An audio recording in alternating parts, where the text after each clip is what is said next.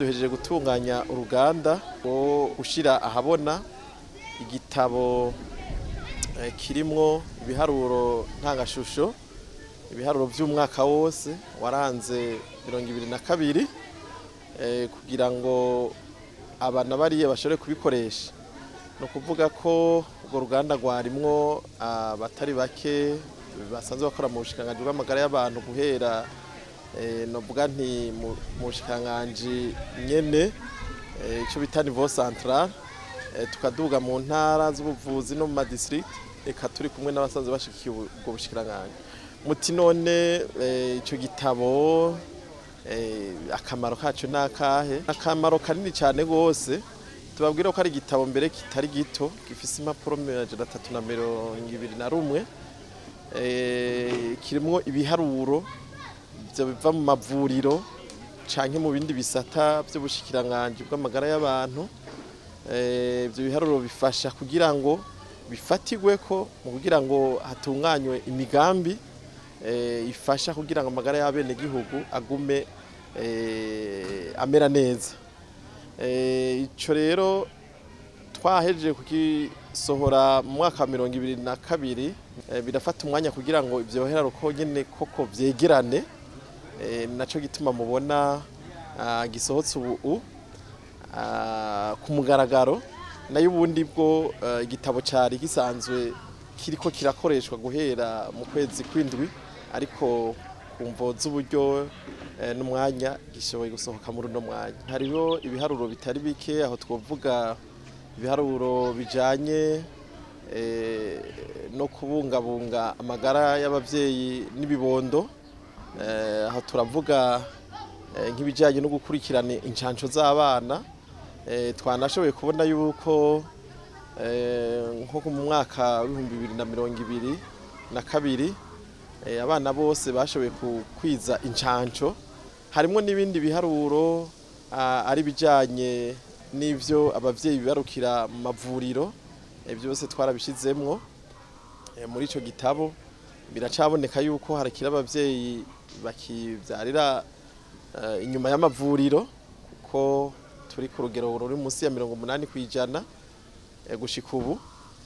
Vyumvikana yuko imigambi yose yotunganywa yogenda iraba ico giharuro bijanye n'amagara y'abavyeyi n'ibibondo.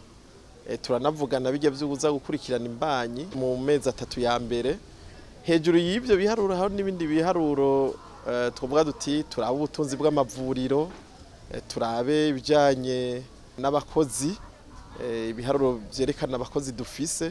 Byose biriyo haba ku ntara no ku ma district ndetse no ku gihugu cyose.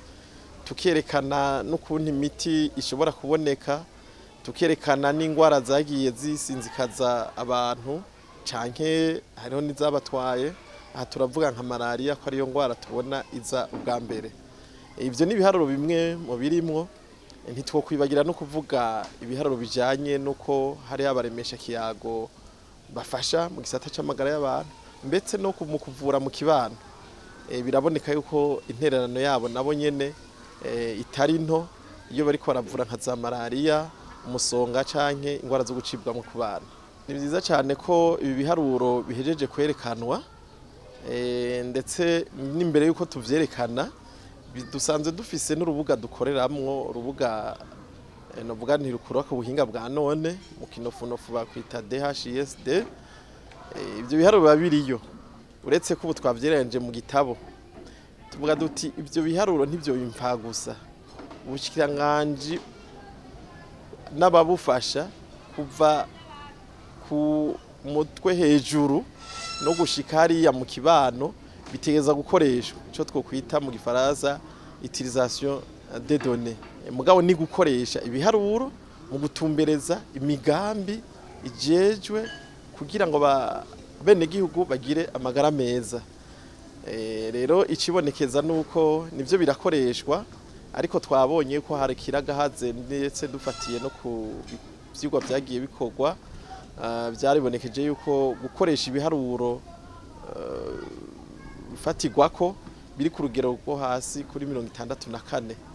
Turiyumvira yuko abantu ku ntambwe zose, ha guhera ku ma district, intara z'ubuvuzi, amaprograme, n'ibindi bisata twavuga tuye ama direction ama département ama direction générale yuko botora ico gitabo kugira ngo mu gutunganya imigambi baze barisunga ibiba vyanditseyo ibiharuro bafise twiyumvire kazoza mbega vyogenda gute.